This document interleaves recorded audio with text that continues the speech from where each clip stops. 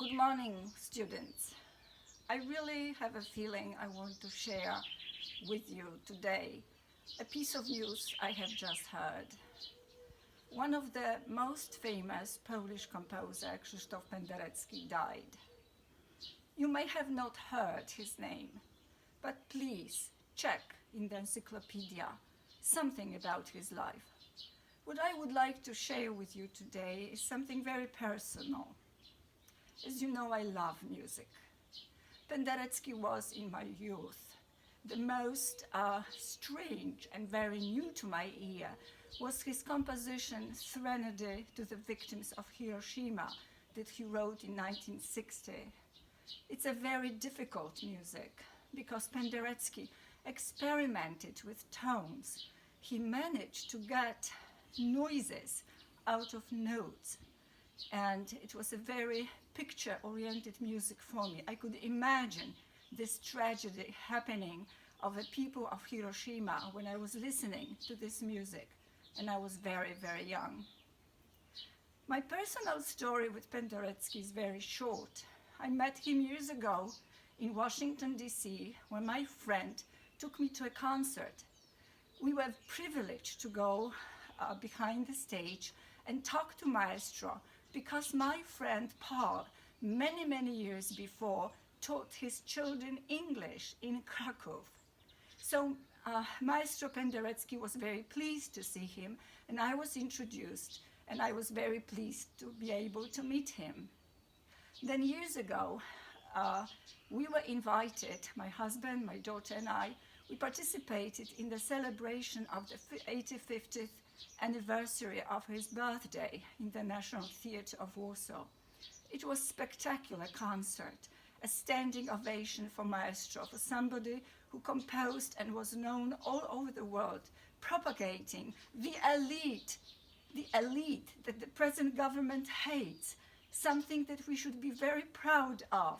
Educated people, creative people, people who want to do something, propagate our country all over the world. I want to also tell you that I was privileged to be able to sit at the sofa next to the maestro not a year ago, and we were talking about trees. Mr. Penderecki had one of the most beautiful gardens in Lusławice where he lived. He collected trees all over the world.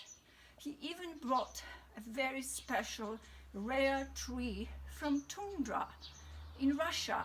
And guess what? He was so preoccupied of carrying his treasure to be planted immediately to Lusławice that when he landed at Warsaw Airport, he forgot to take his luggage because all he thought was his tree that was so precious to him. He was a wonderful person, had a great sense of humor, but his passion was one. It was music. Had a wonderful wife, Mrs. Elżbieta Penderecki, who for years conducted and ran the Festival of Beethoven, first in Kraków, then in Warsaw. Was a great admirer and supporter of his life, which is not easy for a wife to be next to such a genius. I am standing here in front of green, evergreen. This plant is always green. This is for me a symbol that his music will always be with us. Please forgive me, you know, I get emotional very easily, but I really wanted to share this sad piece of news with you, believing that we will all listen to his wonderful music. Lacrimosa was written in 1970. Lech Wałęsa has asked him to write this piece to commemorate the workers' monument in Gdańsk, the one some of you and I visited last year. Lacrimosa later became part of Polish Requiem, a piece that he composed in 1980. He also wrote music to many, many films. One of them was Polish film Cutting by Andrzej Wajda, a person who was denied commemoration by many, many people of our government. The music of Penderecki can be heard in movies like David Lynch, The Shining, the very awful film, The Shining. I forgot the director's name, but many other films by famous directors used also music by Penderecki. It's not an easy music.